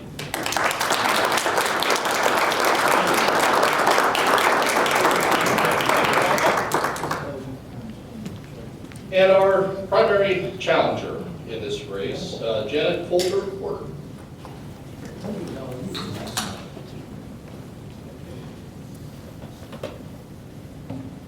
Thank you to the Chamber, to Ashland University. I certainly appreciate the opportunity. I guess before I tell you a little bit about me, I'm founder and president of Faith to Action. We are turning people of faith into people of action to actually win the cultural war, instead of just reacting and responding to a shrinking piece of real estate. Well, what I have to remind you, I have to speak to this because about every 10 minutes or so, I get another text that says, hey, there's another robocall going out against you. Hey, there's another radio ad that's mudslinging you. And I just thought I need to address some of that first. It's good to see you again, Max. He records everything I do. He goes wherever I am. He bought all my books, and he's combed through them. And here's the thing. They've searched everything I've ever done, and the worst they can come up with is that, well, let's see. I founded a ministry in Florida, and they're trying to tell people on the radio that this is tax evasion. Well, by the way, a 501c3 ministry doesn't pay taxes, whether it's in Ohio or Florida or Toledo, anywhere else. And Toledo is in Ohio, but in any state. This is one of the things that typically happens. It's a game, and we're being played. Typically what happens is there's so much money on the side of the incumbents that they buy a whole bunch of misleading advertisements and they buy themselves an election. But what I'm here to do is to say, no, not on our watch. That these seats don't belong to incumbents, they belong to we, the people. By the way, here's some other lovely things about me. Oh yeah, I supported, back in the 1980s, I supported a pro-life Democrat. I know, I'm sorry, I repent. There was a pro-life Democrat, and I actually supported him. But my Republican credentials are pretty rock solid. I served also on the Republican State Central Committee. I remember the meeting we had to do the interview, and I said, well, I got a question. Is the Republican Party tent big enough to include those who actually agree with the Republican Party platform? That's what I'd like to know. Oh, here's probably another article coming in, another ad. I just don't have time to listen to them all. By the way, there's one ad that says, what else don't we know about Janet Porter, Folger-Porter? By the way, I've written 5 books as Janet Folger. I've introduced a whole lot of legislation, passed a parental consent bill, woman's right to know law, fetal homicide, the nation's first ban on partial birth abortion. By the way, I'm not a paid lobbyist. I am a registered lobbyist. I do it as a volunteer. Why? Because I want to protect babies.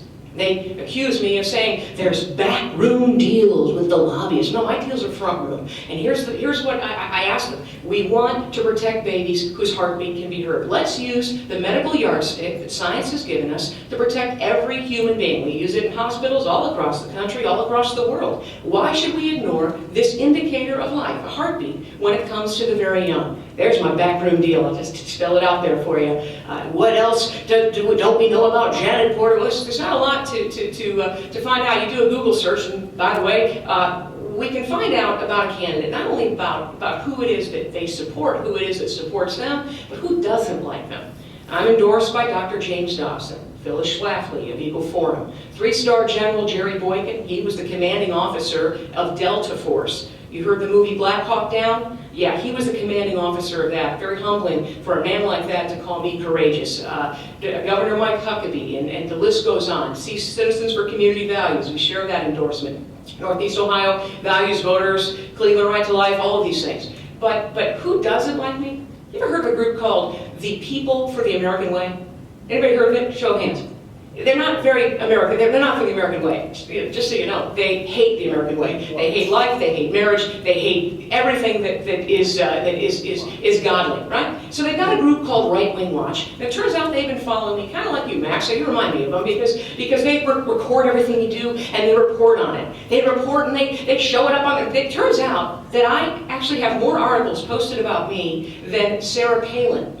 I am now the second most watched woman in America by Right Wing Watch. And probably they could pay you for some of these tapes, by leaving a little income for more robocalls. But yeah, next to Michelle Bachmann. Michelle Bachmann is the #1 most watched woman. She's a former member of Congress. She also ran for president. Next to her, they consider me to be a threat.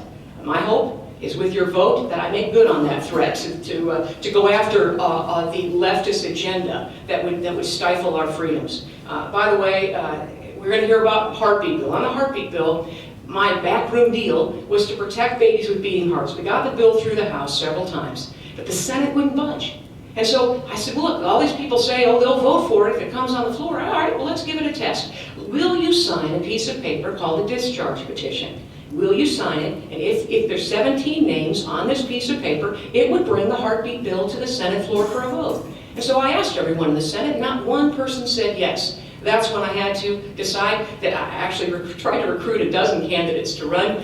They all said no.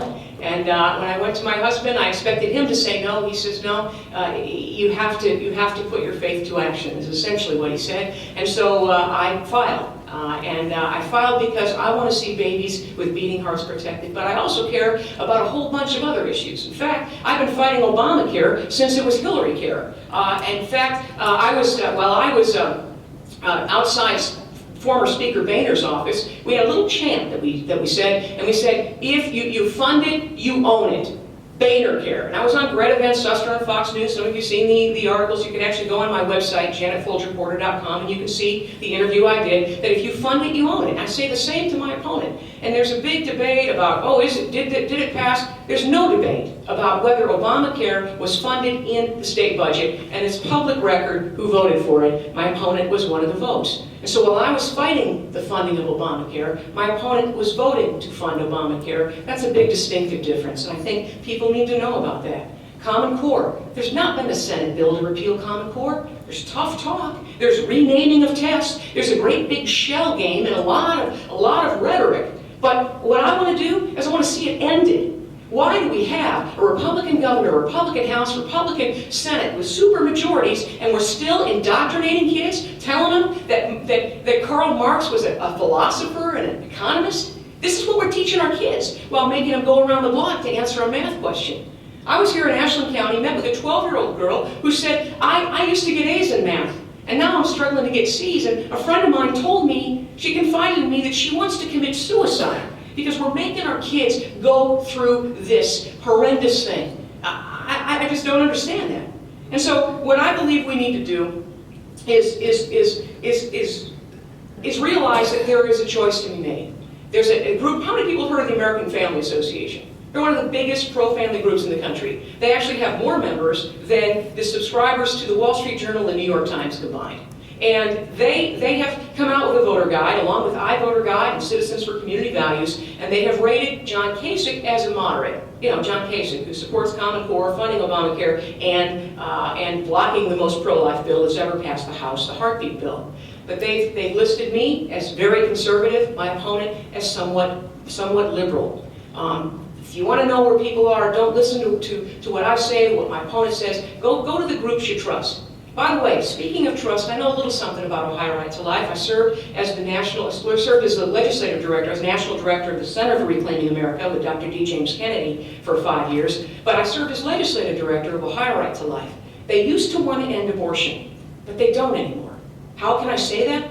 Because every bill that's ever provided substantial protection to end abortion, they've opposed. Not just the heartbeat bill, but the conception bill, the Tom Brakeman bill. You know, Tom, 10 years ago, he introduced a bill I came in and testified for. Guess who opposed it?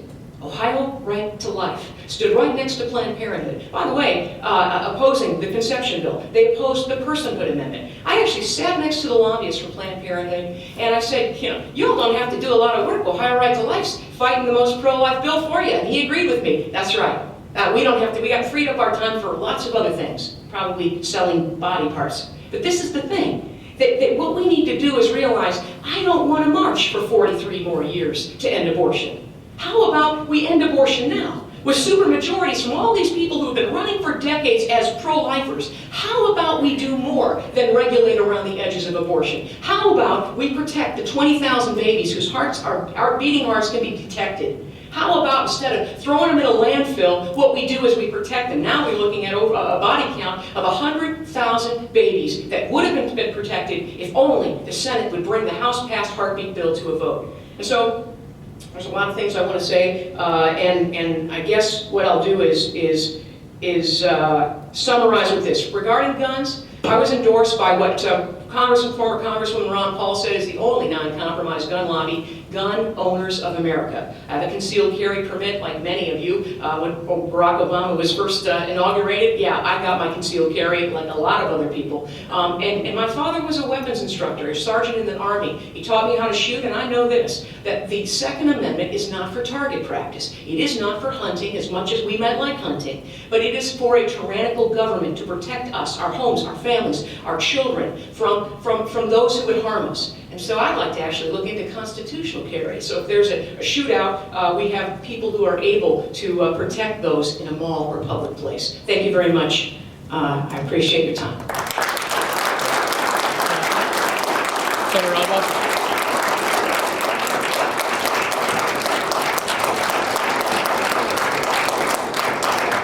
Thanks to both of you. I'll begin with the question that we asked of the county commissioners and the state legislative candidates as well, about your experience working with local elected officials and how you plan to, should you be elected, work with county and local officials to move Ashland County forward. So, Senator Obhof. Sure. I guess I already do that now, so that's part of the job. And I think I work very well with the local officials. I spend a lot of time with all of the various mayors, township trustees, city councilmen, and the county commissioners from the district. I have a great working relationship with all of them. And part of that is because we don't just wait until we hear problems from people, wait for them to come to us with issues, but we actually proactively reach out to people. So here in Ashland, Mayor Stewart, Sandra Tennell, we talk to all the time, Matt Miller. By the way, actually, I want to say I missed the beginning, so I don't know if anybody mentioned this or not, but keep Matt in your prayers today. He had surgery on his appendix. I think it was unexpected. My understanding is he's okay, but just want to let everybody know to think about him tonight. But we proactively reach out to people, and we're actually going through that process right now with the capital budget, where it's not just a matter of waiting to see what the local officials ask for or what the communities might come to you and say they need, but also actually checking in on a regular basis and saying, hey, what can we help with? What issues are there today? Whether it's stopping by to meet with the county commissioners on a regular basis, or just picking up the phone and calling people, and I think we do a pretty good job of that in my office now.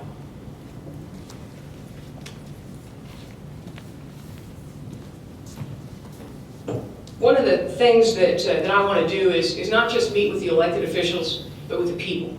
I have a file that I started that when elected, one of the first things I want to do is meet with the farmers. And I want to introduce the Farmers Protection Act. And I want to put together the issues that are on the minds of farmers, because some of these things are so heartbreaking and so absolutely wrong that we need to address them. Not one by one and you know, millimeter or bit by millimeter. We ask for a millimeter of loaf of bread and we wonder why all we get is crumbs. I want to protect the farmers and I want to protect the business owners. I want to meet with the local officials because I want to find out how, not only how we can help you, but where can we cut waste? We all talk about how big government is and how out of control it is and how much regulations. How can we cut it? That's what I want to know. And I want to talk with people about that. I want to talk about the religious freedom. People I forgot to mention. I know Max has read this book. By the way, in this book, I actually cut class one time. That'll be tomorrow's robocall to hear Ronald Reagan speak. But I wrote a book called The Criminalization of Christianity because I care about the religious freedom of business owners. I care about someone not being forced to have a gun to their head and say, you either bow to this homosexual mandate of so-called marriage, or we're going to send you to jail like Kentucky clerk Kim Davis. By the way, I predicted that would happen in this book, and that is what happened. The people would go to jail for their faith in America. And so what I want to do is I want to meet with the teachers and say, tell me your frustrations, because these teachers they're just as frustrated as some of the parents about this Common Core nonsense. But I think repealing Common Core is just the beginning. I want to do proactive things like a bill that I've been searching for before I ever thought I was going to run for office. It's the Education Emancipation Act. I said to every leader in the country, I said, how can we rescue the kids from the government schools? And there's a bill in Texas no one's heard about. It's called the Education Emancipation Act, and it's not vouchers, so the government says that's our money, you can't send your kids to Christian school. No, it's your own money. By the way, it's always been your own money. That we can actually choose how and where to educate our children, and we can do it with our own funds. And you can send them to Christian school, charter school, homeschool, to even the public schools, which, by the way, I think will help the government schools. Instead of a captive audience that they dumb down and indoctrinate, they're going to have to raise the bar. They're going to see an exodus go all over the place. And so I just think what we need to do is, instead of just reacting and responding to all the bad that's out there, how do we take back ground? How do we take back ground for the parents, for our freedoms, for business owners, for farmers? And I want to meet with all of them and put together some legislation that will take back the ground that's been lost over the years. Thank you.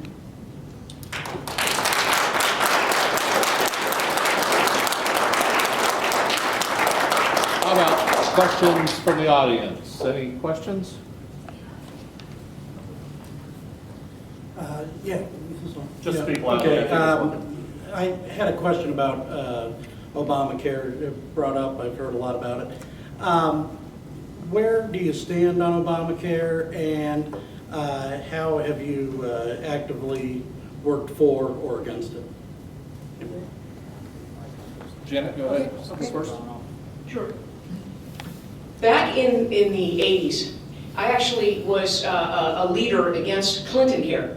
I'll tell you how far back it goes. I actually had kids from Ohio State. We put together a funeral, right? They had a cardboard coffin. On the cover of the cardboard coffin, it says, "Here lies Ray Sine, wanted an aspirin, died standing in line." All right? We had undertakers for Clinton care. We had my boyfriend at the time. We made him dress up as the Grim Reaper. He got a little tired of those kinds of things. But the reason why it's so horrendous, the reason why Obamacare is so bad, is that there are death panels. This is healthcare rationing. It's pushing people over the cliff. And as we knew from Barack Obama, before he ever ran, he made it clear that if you're over a certain age, guess what? You just go home and take the pain medication. This is why it's so heinous. Socialized medicine. We said it, and I remember the soundbite we said in Canada. You know, when they get sick in Canada, they don't call a doctor. They call a travel agent. But because of Obamacare, there's nowhere else to go. We went from having the best healthcare system in the world. You know, all the kings and all the world leaders would come here to get their healthcare. They're not doing that anymore. And we need to repeal it. And so I was there outside John Boehner's office organizing the Tea Parties, hundreds of groups, hundreds of people that were there, and we fought it because we have the power of the purse. We have the ability to stop this freight train that threatens our lives. And we have it in Ohio, too. And so, you know, we can all debate about this. You look at the Legislative Service, they said, yeah, the biggest chunk of the budget was because we added about 500,000 new able-bodied, working-age, non-disabled people with no dependents. We're adding. You think we got a lot of money in our federal government that we can afford? Some articles say $6 billion, others say more. Of new taxes? By the way, this isn't some new warehouse of money we found. Hey, here's money, and isn't it great? We're bringing it back to Ohio. Guess whose money it is? It's our money. And we need to say no. And so I don't believe my opponent is really for Obamacare. I believe he's made some measures to try and stop it. But what we needed him to do was to have the courage to say to the establishment, I will not vote for this budget as long as this monstrosity is a part of it. Chris Jordan was one who said no. There were members of the House who said no. But unfortunately, my opponent is a yes vote. If you don't believe me, here it is. He voted for the budget, and in the budget, that's not an argument. The shell game of when state funds kick in, and when, where, and how much. Look, nobody argues that Obamacare was funded in the state budget. In fact, we saw it in the presidential debates. John Kasich was called on it. Hey, what are you doing funding Obamacare? He thought it was a nifty idea.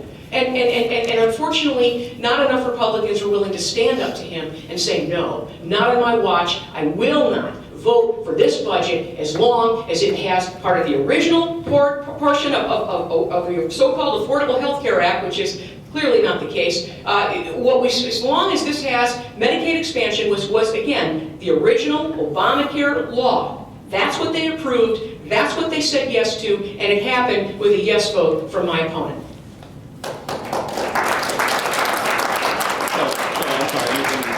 The state budget, you would not have voted for it? I would not have voted for the state budget with Obamacare in it. Thank you for the question. There's an awful lot I've done actually to fight Obamacare over the years. And let's start back in 2010 when that bill was first enacted. I was part of the legal team that represented the NFIB and 26 states in their challenge in federal court in Florida. That case eventually went to the U.S. Supreme Court. It didn't turn out obviously the way that I would have hoped, but I spent a significant amount of my time in the private sector, in my private life, actually working on this issue, fighting that particular bill. As far as the different things that we've done since then, first of all, I was opposed to the Medicaid expansion when the governor did it. And I think almost everybody in this room has talked to me at one time or another about that, is aware of that. When the controlling board authorized taking the money from the federal government, I co-sponsored a bill and helped draft it to take away the powers of the controlling board so that they could never do that again. The Senate passed that bill, and I believe the House did not. So when the budget cycle came around the next time, I introduced a budget amendment to do the exact same thing, to take away the powers of that board, because I don't think that big policy decisions like that ought to be made by groups that aren't the legislature itself. Even if there's some legislators who sit on the boards, that's not what I see when I look at the Constitution. I see the legislative power belongs to the House and the Senate, not some group of 6 or 8 of them voting on something else. So I've done what I can several times to try to strip that board of its power. I actually helped draft a bill to create the Joint Medicaid Oversight Committee to make our system run more efficiently and more effectively and try to keep costs down, because when you're adding people to the rolls, as much as I would have liked to stop that from happening, since it happened, we said, all right, well, how can we control our costs? Some states are really out of control on this. They're growing at the rate of 7 or 8% a year, and what we need to do is try to keep that with the rate of inflation. And I worked with Senator Dave Burke on that. I didn't vote to fund Obamacare, and what we're talking about here, and what we've seen on some of the campaign literature that's been sent out about me refers to using your tax dollars to fund it in the budget. That refers to a line item that passed the House of Representatives that was taken out by the Senate. And it wasn't in the Senate version of the budget. It wasn't in the final version of the budget. So yes, I voted for House Bill 64. I would do it again if the bill was up here today, because it included a significant number of other things. A $1.8 billion tax cut, actually significant restrictions and regulations on the abortion industry, provisions related to protecting the Second Amendment rights, and overall, you get an up or down vote. You sometimes have a bitter pill to swallow when a bill's a couple thousand pages, but there was a lot of good things in that bill too. And one of those good things was a budget amendment that I drafted, that I worked with the Buckeye Institute on, to require Ohio to apply for a waiver from Obamacare, and in particular, including the individual mandate and the employer mandate. This is cutting edge. It's the first of its kind, and I know conservatives across the country who are thinking about doing this in other states, because no matter who wins the election this cycle, we are going to have a new president. We are going to have a new chairman of Health and Human Services in Washington, and I want the very first thing that they see, whoever that person is, when he or she sits at her desk, I want the very first piece of paper that she picks up to be the waiver request from the state of Ohio, and I want the second thing that she picks up to be the waiver request from the state of Texas, and the next 30 of those to be other states who say, listen, we don't need the individual mandate, we don't need the employer mandate, we don't need Washington telling us how to do our business, we can run this better than you, and here's the plan that we put together to do that. I'm very proud of what I did on that bill. And I heard something earlier, go to the groups that you trust. If you have any questions, frankly, about my record and whether it's conservative enough or whether I've fought for the right issues, Ohio Right to Life endorsed me, didn't just give me an endorsement, but named me to the honor roll. I was one of only 2 Senate candidates in the state of Ohio to get that. The NRA gave me an A+ rating. I was the only Senate candidate in the state of Ohio to get that. Buckeye Firearms gave me an A+ rating. Ohioans for Concealed Carry endorsed me. The Ohio Chamber, the umbrella group for this organization, endorsed me. The National Federation of Independent Business hasn't just endorsed me, but in prior years named me Legislator of the Year. And if you look at my actual voting record, the American Conservative Union, the founders of CPAC, the big conference that we just had in Washington this last weekend, have given me a perfect score twice in their ranking system based on my actual performance. And they don't just hand out high scores. Let's give that a little bit of comparison. Last year, the average score for Republicans in the South Carolina State Senate was a 45%. In Georgia, it was a 68%. And in Alabama, it was a 62%. I think that 100% is a pretty good one. I think that scoring in the 90s is pretty good. And I'm pretty proud of my record, and I'm very proud of my record specifically on this issue. And I never voted for Obamacare, despite what any of you might have heard. Let's say thank you to both of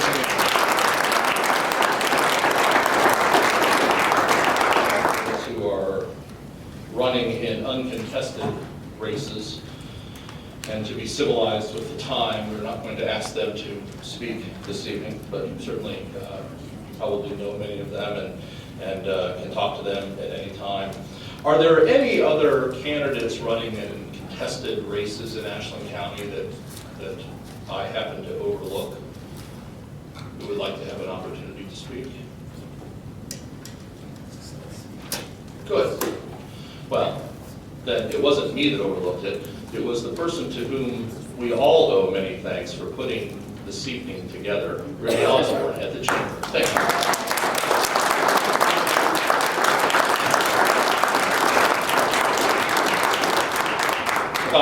I'm grateful for this too, because we have some very strong candidates running, and it's great to be able to hear from everyone. So thank you for making this opportunity available. So I will turn things back over to the lady in charge. Barbie, do you want to say anything? Well, good. Then vote on March 15th if you have not already. Remember, on the presidential ballot, that it's been in the news the last couple of days, the presidential names appear twice. Just vote the same in both of them. I think it's the first one for the delegates at large that really are the vote that will be counted. But there's the secondary count by district that's there for when we had proportional delegates. But if the easy thing to do, it's not complicated, just vote this for the same person twice, whoever that is. Thank you all for coming today. Got to be done.